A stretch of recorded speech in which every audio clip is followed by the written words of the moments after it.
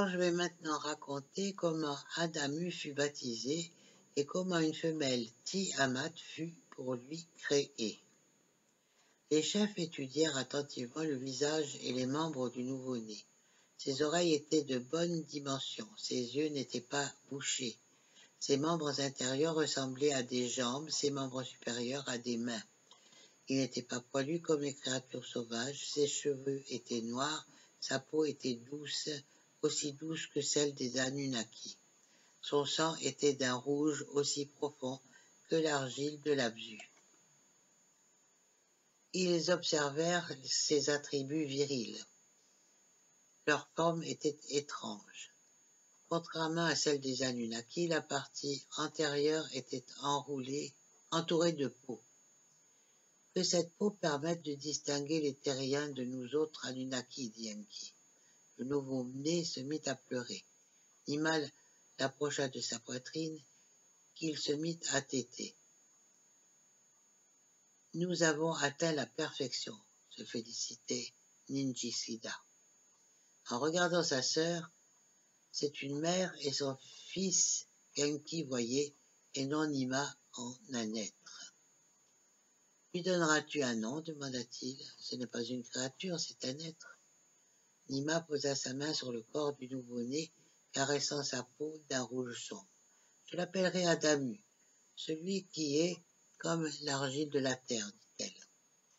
Ils construisirent un berceau pour le petit Adamu et le placèrent dans un coin de la maison de la vie. Nous avons réussi à créer un modèle de travailleur primitif, dit Enki. Nous avons maintenant besoin d'une armée de travailleurs comme lui, rappela Ninjisida à ses aînés. Qu'ils deviennent donc un modèle et bénéficient du statut de premier être.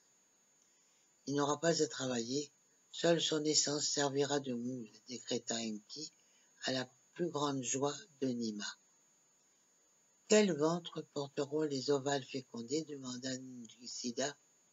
Les chefs se penchèrent sur la question et Nima offrit une solution. Elle convoqua des guérisseuses de Shuruppak et leur expliqua la tâche. Elle les mena au berceau d'Adam et leur montra le nouveau-né.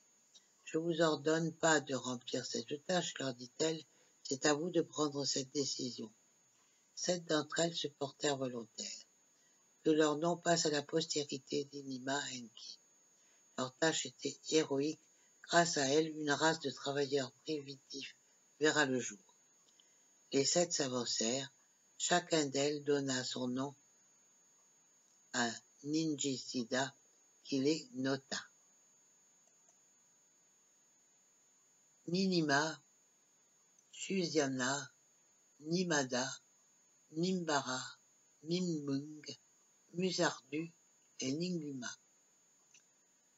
Tels étaient les noms des 7 qui, de leur propre chef, offrirent de porter les travailleurs au sein de leur ventre. Dans 7 vases en argile de l'Abzu, Nima plaça les ovales des femelles terriennes. Elle préleva l'essence de vie d'Adamu et en versa un peu dans chaque vase. Puis elle fit une incision sur ses attributs virils pour recueillir un peu de sang.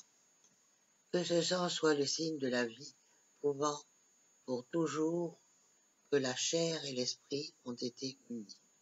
Elle ajouta une goutte de sang dans le mélange qui contenait chaque vase, puis prononça une incantation. Que Terrien et Anunnaki soient ainsi liés. Que les 2 essences, celle des cieux et celle de la terre, ne fassent plus qu'une. Que ceux de la terre et ceux de Nibiru soient liés par les liens du sang. Ninjisida nota également les paroles que Nima prononçait. Les ovales fécondés furent insérés dans le ventre des héroïnes.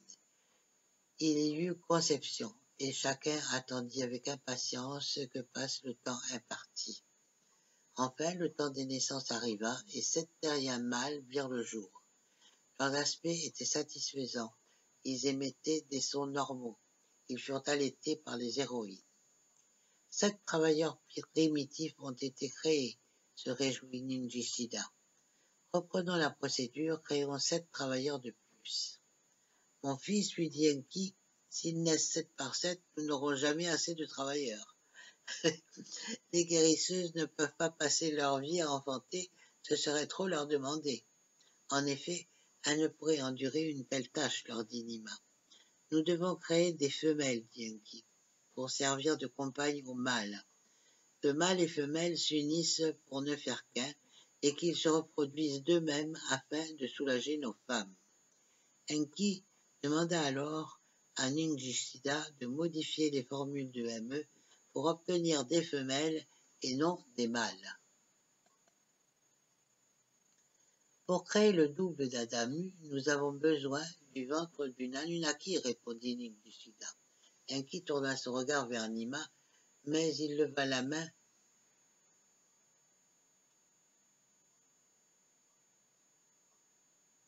Cette fois-ci, laisse-moi convoquer Ninki, insista-t-il. Si elle accepte, ce sera elle qui créera le moule des femelles terriennes. Ils convoquèrent Ninki à la maison de la vie et lui montrèrent Adamu et lui expliquèrent tout. Ils lui parlèrent de la tâche de ce qui se passerait si elle réussissait, mais aussi des dangers qu'elle courait. Ninki était fascinée. « Oh, qu'il en soit ainsi, leur dit-elle. » Ninjishida ajusta les formules de ME. Un ovale fut fécondé par le mélange et inséré par Enki dans le ventre de son épouse avec le plus grand soin. Un enfant fut conçu et Ninki entra en travail au moment prévu. Mais il n'y eut pas de naissance. Ninki compta les mois, Nima fit de même. C'était le 10e mois, un mois néfaste. Nima, dont les mains avaient déjà ouvert des ventres, pratiqua une infusion. Elle avait couvert sa tête et protégé ses mains. Avec dextérité, elle ménagea une ouverture et son visage s'illumina d'un coup. Elle sortit du ventre ce qui était une femelle. Une femelle est née, annonça-t-elle joyeusement à Ninki. Elles examinèrent attentivement le visage et les membres du nouveau-né. Ses oreilles étaient de bonne dimension. Ses yeux n'étaient pas bouchés.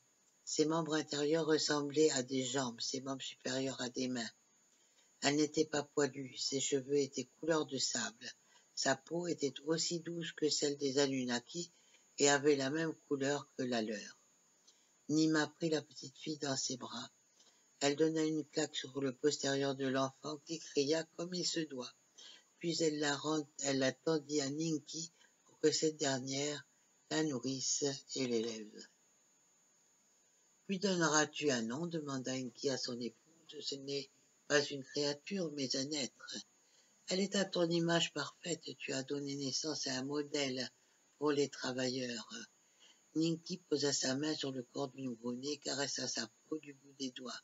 « Que Ti-Amat, mère de la vie, soit son nom, dit-elle. Qu'elle porte le nom de la planète à partir de laquelle la Terre et la Lune furent créées. 2 mères seront modelées pour l'essence de vie de son ventre. Elle donnera ainsi la vie à une multitude de travailleurs primitifs.